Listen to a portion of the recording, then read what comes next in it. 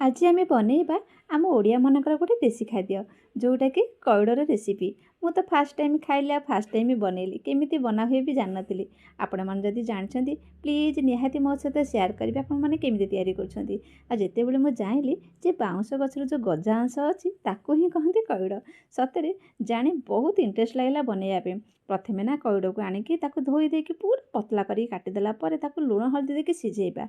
हाँ करी जमार भी सिझेबानी मु तो जान नी करी सिझे देती जहाँद्वारा कि बहुत समय लगे सिझापी सहित टाइम भी वेस्ट गैस भी नष्ट हे। जिते भी सिझेबे प्रेसर कुकर लुण हल्दी देके भल रूपे 3-4टा सीटी लगेदेवे। आ सिझी सारापर आर जो कषाया पानी अंश अच्छी ना भल पूरा पानीटा को बाहर करदे। पानीटा हेल्ले जमार भी टेस्ट लग न था खायापे। आ पानीटा को भल रूपे काढ़ी सारापर आम गोटे मसला रेडी करवा।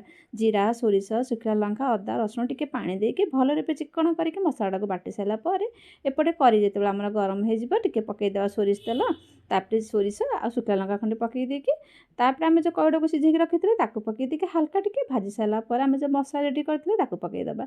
स्वाद हिसाब से पकईदेवा लुण पकई देकी मसला सहित आम जो कईड़ को सिझे टिके सिझेबा छाड़ीदेवा।